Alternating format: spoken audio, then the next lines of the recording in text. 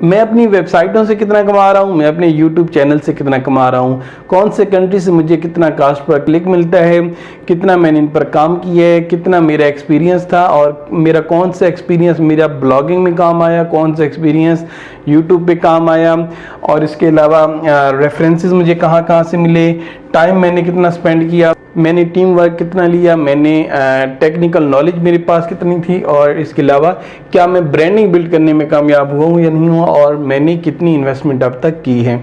इन तमाम सवालात के जवाब आज आपको इस वीडियो में मिलेंगे। बहुत से व्यूवर्स कमेंट करके पूछते थे कि मैं उनसे शेयर करूँ ये मैट्रिक्स, तो इस वीडियो में हम इन्हीं को डिस्कस करेंगे। तो चलें स्टार्ट करते हैं। अगर मैं यहाँ पर मैं पहले तो आपको ये बताऊं कि जो मेरे ब्लॉग्स हैं, तकरीबन 10 ब्लॉग्स हैं जो इस वक्त मैं एग्जीक्यूट कर रहा हूँ। एक ब्लॉग से तो आप बखूबी वाकिफ़ होंगे जो t4tutorials.com के नाम से है, जिस नाम से ये चैनल भी हमारा है। ये वो ब्लॉग है जो कि पब्लिकली मैं सबके सामने रखता हूँ, क्योंकि मेरा शोबा भी एजुकेशन का शोबा है, इस वजह से तमाम लोग जानते हैं कि ये मेरा ब्लॉग है। इसके अलावा 9 और भी ब्लॉग्स हैं। इसके अलावा YouTube चैनल की बात करें तो एक YouTube चैनल है मेरा जिस पर ये आप वीडियो देख रहे हैं, तो इनको मैं आज कंपैरिजन करके आपको बताऊंगा। अगर मैं बात करूं कि कब स्टार्ट हुआ, तो जो मैंने वेबसाइट्स मेरी चल रही हैं, जो पहली वेबसाइट मेरी थी जिस तरह T4 ट्यूटोरियल्स की बात करें तो ये 2012 से स्टार्ट है। और इसके अलावा जो बाकी 9 वेबसाइट्स हैं, कुछ ऐसी साइट्स हैं जो 2014 में स्टार्ट हुई, कोई 2015, कोई 2016 और इस तरीके से। इसी तरीके से अगर मैं चैनल्स की बात करूं तो चैनल जो है ये 2015 में स्टार्ट हुआ। अगर ट्रैफिक की बात करें तो जो मेरे पास जो मेरे ब्लॉग्स हैं, अगर सिर्फ और सिर्फ t4tutorials.com की बात की जाए तो जो ट्रैफिक है ये तकरीबन डेली के 30 के प्लस यूज़र्स इस पे पढ़ने के लिए आते हैं। और इसके अलावा जो बाकी 9 ब्लॉग्स हैं उनकी अगर मैं बात करूं तो वो तकरीबन एक ब्लॉग जो किसी पे डेली का 1000 यूज़र आता है, किसी पे 2000, किसी पे 3000। तो अगर 9 ब्लॉग्स को कलेक्टिवली हम ऐड अप करें तो डेली की 50,000 के लगभग ट्रैफिक वहाँ से आ जाती है। और अगर हम YouTube की बात करें तो YouTube से जो मुझे मंथली ट्रैफिक मिल रही है वो मिल रही है सिर्फ और सिर्फ 40,000 पेज व्यूज़ तक। 40,000 पेज व्यूज़ यूट्यूब चैनल से मुझे मंथली मिल रहे हैं। और अगर ब्लॉग्स की बात करूं तो सिर्फ और सिर्फ T4 ट्यूटोरियल से 30 के प्लस मुझे डेली की ट्रैफिक मिल रही है। तो मंथली तो आप इसको कन्वर्ट करके देख लें। तो बाकी जो ब्लॉग्स हैं उनकी अर्निंग इसके अलावा है। अर्निंग की बात की जाए तो जो ब्लॉग्स की अर्निंग है इस वक्त जो मैं अर्निंग कर रहा हूँ 99% अर्निंग में ब्लॉग से कर रहा हूँ, और तकरीबन 1% अर्निंग है जो कि यूट्यूब चैनल से मैं कर रहा हूँ। कास्ट पर क्लिक की बात की जाए तो जो मेरा ब्लॉग्स हैं इसमें से 10 ब्लॉग्स में से तकरीबन 6 ब्लॉग्स ऐसे हैं जो कि इंटरनेशनल ब्लॉग हैं .com के डोमेन वाले, और बाकी जो 4 ब्लॉग्स हैं वो .p के ब्लॉग्स हैं जो कि पाकिस्तानी ट्रैफिक से बिलोंग करते हैं। तो जो .com वाले मेरे ब्लॉग्स हैं इंटरनेशनल, उन पर तो जो मुझे कास्ट पर क्लिक है वो ज़्यादा मिल रहा है, क्योंकि वो उनकी जो ट्रैफिक है अमेरिका, रूस, जर्मनी, चाइना, इंडिया और इस तरह के बाकी ममालिक साथ ही है, तो वहाँ पर जो रेट होता है एड्स का वो ज़्यादा होते हैं। तो जो मैं ब्लॉग से अर्निंग कर रहा हूँ अगर मैं 99% कर रहा हूँ तो यूट्यूब चैनल से जो मेरी अर्निंग हो रही है वो जस्ट और जस्ट सिर्फ और सिर्फ 1% तक हो रही है, यानी कि बहुत कम हो रही है। इसकी वजह ये भी है कि यूट्यूब पे मेरे ज़्यादा व्यूज़ नहीं आते, ये वजह भी है। और दूसरी वजह ये भी है क्योंकि यूट्यूब वीडियोस मेरी लोकल लैंग्वेज उर्दू में है, तो उर्दू स्पीकर जो हैं वो इंडिया, पाकिस्तान, बांग्लादेश और इस एरिया में ही होते हैं, और यहाँ पर जो कास्ट पर क्लिक है वो बहुत कम होता है। इसी तरीके से अगर वर्क परसेंटेज की बात करें तो ये भी हम कुछ ऐसा कह सकते हैं कि 99% वर्क जो है वो मैंने, बल्कि 99% प्लस 99% से भी कुछ ज़्यादा जो है काम मैंने ब्लॉग्स पर किए हैं, और ओनली लेस देन 1% काम जो है वो मैंने अपने यूट्यूब चैनल पर किए है। एक्सपीरियंस की बात करें तो YouTube चैनल में तो कोई ख़ास एक्सपीरियंस जो है वो मैटर ही नहीं करता। अगर आप के पास टेक्निकल नॉलेज है या नहीं है तो आप YouTube चैनल पर काम कर सकते हैं। तो सेम इसी तरीके से YouTube चैनल पे तो मैंने क्रॉस ही लगा दिया। क्यों? क्योंकि YouTube चैनल के लिए कोई ख़ास एक्सपीरियंस की, टेक्निकल नॉलेज की ज़रूरत नहीं है। हाँ, लेकिन अगर ब्लॉग्स की बात की जाए तो ब्लॉग्स का जो मेरा एक्सपीरियंस था वो प्लस, यानी कि ब्लॉग्स का जो मेरा एक्सपीरियंस है वो बहुत ज़्यादा है, क्योंकि 2012 से मैंने पहला ब्लॉग शुरू किया था।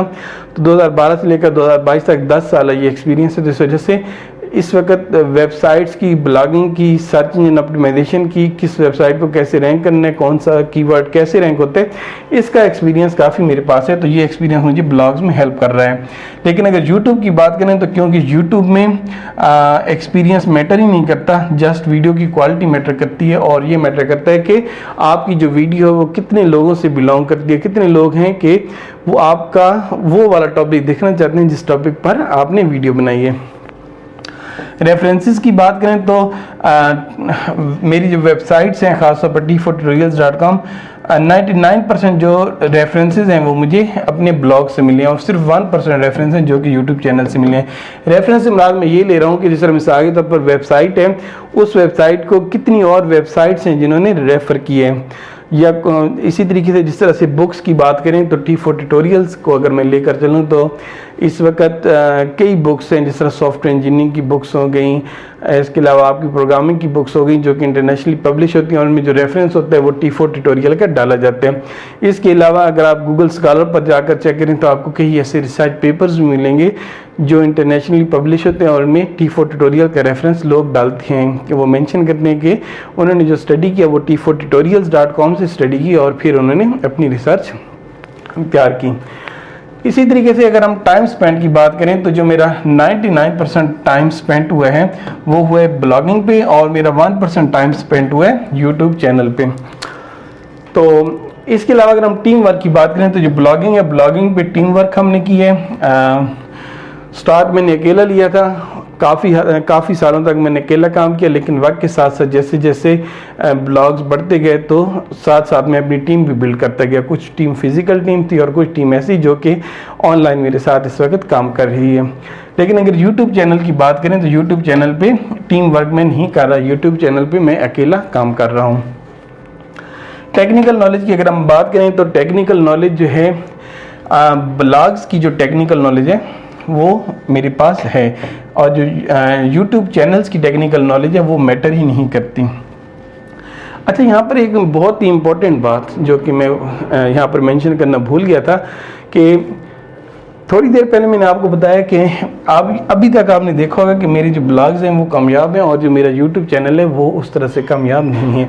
इसके पीछे क्या वजह है, ये मैं वजह आपको बताऊंगा। इस वजह से यकीनन आप ये समझने में कामयाब होंगे कि आपको कौन सा काम करना चाहिए। अच्छा, यहाँ पर मैं ये बताता चलूँ कि मैं बचपन से लेकर आज तक राइटिंग करता आया हूँ। मैं जब क्लास 2 में था तो मैंने क्लास 2 में बुक्स में जब वो स्टोरीज़ होती हैं तो उनमें इंटरेस्ट लेना शुरू किया और प्राइमरी क्लास में ही मैंने स्टोरीज़ लिखनी शुरू कर दी। उस दौर में टार्ज़न और उमरू की कहानियाँ बड़ी मशहूर होती थी तो वो मैं लिखता होता था। ये मैं बताता हूँ कि ये कहानी मैं क्यों सुना रहा हूँ। फिर वक्त चलता गया, मैट्रिक में आकर मैंने शायरी करनी शुरू कर दी और यानी कि क्रिएटिव था, मैं लिखता था मैं।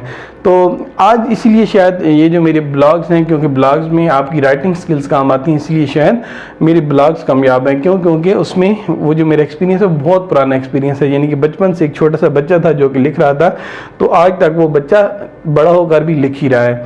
और अगर मैं यूट्यूब की बात करूं तो यूट्यूब मैं कह सकता हूं कि शायद इस वजह से ज़्यादा कामयाब नहीं है, क्योंकि एक तो मैंने यूट्यूब को इतना टाइम ही नहीं दिया, बिल्कुल ही नहीं दिया, और दूसरा मैं बचपन से लेकर आज तक मैं कोई प्रेजेंटेटर नहीं था कि मैं स्टेजेस पे जाके कोई तकरीरें करता था या कुछ ऐसा नहीं था। तो इससे ये बात मैं आपको इसलिए बताना चाह रहा हूँ कि जो आपके अंदर टैलेंट होता है आप वही काम करें। और दूसरी बात यह है कि कोई भी काम जब आप करते हैं तो ये ना देखें कि उसकी आउटपुट आ रही है कि नहीं आ रही, थोड़ा थोड़ा करके करते जाएं। वक्त के साथ साथ वो आपका एक्सपीरियंस बन जाते हैं और वो अचानक आपको फ्रूट देते हैं। ओके, तो अगर हम बात करें ब्रांडिंग की तो इस वक्त t4tutorials.com एक मुकम्मल ब्रांड बन चुका है और जो YouTube चैनल है ये भी किसी हद तक इसकी ब्रांडिंग थोड़ी बहुत है, लेकिन ज़्यादा जो ब्रांडिंग है वो वेबसाइट की है। और जो दूसरे लफ्ज़ों में कहें कि जो मेरी वेबसाइट्स हैं उन्हीं को ही लिंक करने के लिए मैं YouTube वीडियोस बनाता हूं कि जो मेरी YouTube वीडियोस होती हैं, जो कंटेंट मैं वेबसाइट पर पब्लिश करता हूं उनमें से कोई अगर इंपॉर्टेंट कंटेंट होता है तो उसी की मैं वीडियो बनाकर YouTube चैनल पर भी डाल देता हूं। इन्वेस्टमेंट की अगर बात करें तो मैंने ब्लॉगिंग पर जो इन्वेस्टमेंट की है वो आप कह लें कि ब्लॉगिंग पे जो मैंने इन्वेस्टमेंट की है इसमें आप कह लें कि शुरू में मैंने डोमेन्स खरीदी और फिर मैंने होस्टिंग खरीदी। आप कह लें कि अभी भी जो सालाना मेरा होस्टिंग का खर्चा है वो तकरीबन 70-1,000 रुपये मैं सालाना पे करता हूँ, जो कि मेरी वेबसाइट्स की होस्टिंग का खर्चा होता है। और इसके अलावा कंटेंट राइटर जो मैंने अपने साथ रखे हुए हैं उनका खर्चा हो गया, उनको पेमेंट करनी होती है। इसके अलावा इस तरह के कुछ और अखराजात हैं जो कि कंटेंट राइटर्स के लिए और अपनी इस पूरी वेबसाइट के लिए मैंने इन्वेस्ट किए हैं। और इसके अलावा यूट्यूब चैनल की बात करें तो यूट्यूब चैनल पे जो इन्वेस्टमेंट है वो थोड़ी डिफरेंट किस्म की है।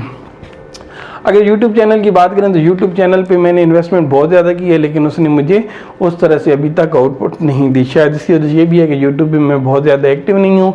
अब ये अगर मैं बात करूँ अपने यूट्यूब की, तो यूट्यूब पे जो मैंने इन्वेस्टमेंट किया उसमें ये इंटरेक्टिव फ्लैट पैनल जिस पे मैं वीडियोस बनाता हूँ ये तकरीबन 7 लाख के लगभग आए। इसके अलावा ये वेग कंपनी का टैबलेट है जो कि आप देख रहे हैं। इस इंटरेक्टिव फ्लैट पैनल के ख़रीदने से पहले ये टैबलेट मैं यूज़ करता था। इस टैबलेट पे मैं लिख कर अपनी वीडियो लेक्चर तैयार करता था। क्योंकि स्क्रीन के सामने आना होता है तो लाइटिंग का सेटअप का खर्चा, इसके अलावा एसी भी लगाया हुआ है, क्योंकि एसी सर्दियों में हीटर का काम होता है, हीटर भी ज़रूरी है, और गर्मियों में एसी की ज़रूरत है। तो इस तरह का एक मुकम्मल एनवायरनमेंट बिल्ड करने के लिए जो यूट्यूब है, यूट्यूब पर मैं बहुत ज़्यादा इन्वेस्ट कर चुका हूँ, लेकिन यूट्यूब से मुझे उस तरह से पैसे वापस नहीं आए अभी तक। समझ लें कि जितना मैंने खर्चा किया वो भी वापस नहीं आया। उसकी शायद वजह ये भी है क्योंकि मैं यूट्यूब पे जो वीडियोस बनाता हूँ वो मैं पैसों के लिए नहीं बनाता, ये तो मेरा शौक है। 2015 में मैंने पहला चैनल स्टार्ट किया था, और वो इस नीयत से नहीं किया था कि कोई व्यूज़ आएंगे या कोई अर्निंग होगी। वो इस नीयत से शुरू किया था कि जो मुश्किल टॉपिक होते थे उनके मैं वीडियो लेक्चर बनाकर अपलोड करता था। इसके अलावा अगर ब्लॉग्स की बात करें तो ब्लॉग्स में खर्चा कम हो रहा है, लेकिन एफर्ट बहुत ज़्यादा लग रही है, एक्सपीरियंस बहुत ज़्यादा लग रहा है, लेकिन अर्निंग बहुत ज़्यादा हो रही है। प्रॉपर्टी की अगर बात करें तो जो यूट्यूब चैनल होते हैं ये हमें लग तो रहा होता है कि हमारी प्रॉपर्टी है, लेकिन यूट्यूब चैनल क्योंकि यूट्यूब पर हम बनाते हैं तो वो प्रॉपर्टी यूट्यूब की ही होती है। अगर आपसे ज़रा सी कोई गड़बड़ हो गई है, आपने कोई यूट्यूब की पॉलिसी की खिलाफ वर्जी कर दी है, तो यूट्यूब चैनल यूट्यूब वाले आपका डिलीट कर सकते हैं और आप ज़ीरो पे आ सकते हैं। लेकिन अगर हम बात करें ब्लॉग्स की तो ब्लॉग्स हमारी अपनी प्रॉपर्टी होते हैं। जिस तरह अगर हम बात करें फलाना.com तो ये हमारी अपनी प्रॉपर्टी है, इसको कोई हमसे नहीं ले सकता। तो अब बात यह है कि वाई आपके लिए क्या सजेशन है, मैं आपको क्या सजेस्ट करूंगा कि आप यूट्यूब चैनल बनाएं या ब्लॉगिंग की फील्ड में हैं। तो इसका आंसर ये है कि आपने अपने आप से पूछ लें, अगर तो आपका शौक राइटिंग में है तो आप ब्लॉग्स बनाएं, अगर आपका शौक आपके अंदर कोई टैलेंट है और उसको आप प्रेजेंट करना चाहते हैं तो फिर आप यूट्यूब की तरफ आएँ।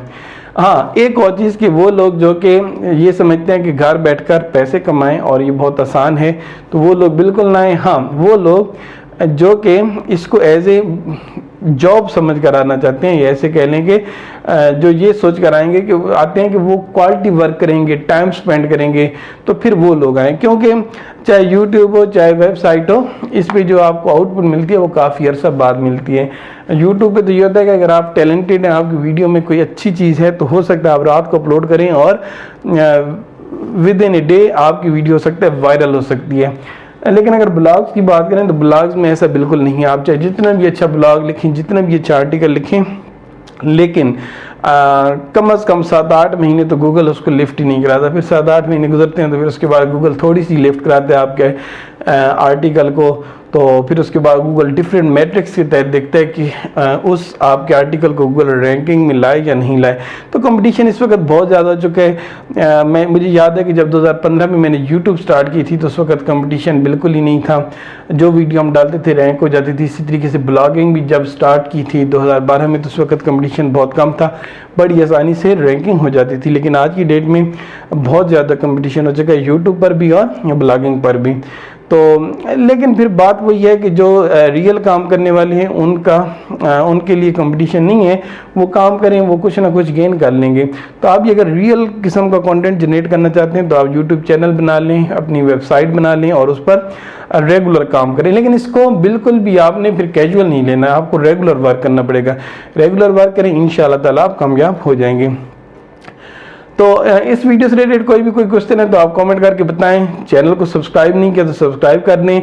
और अगर आप जानना चाहते हैं कि मैं ओवरऑल कितनी अर्निंग कर रहा हूँ अपनी वेबसाइट्स को और अपने चैनल को लेकर, तो कमेंट करके पूछें। मैं आपको, अगर आपने कमेंट करके पूछा बहुत से लोगों ने और मुझे मुनासिब लगा कि काफ़ी लोग जो हैं वो पूछ रहे हैं, तो मैं एक और वीडियो बनाऊंगा जिसमें मैं आपको अपनी अर्निंग बताऊंगा। अपना ख्याल रखिएगा। शुक्रिया। खुदा हाफिज़।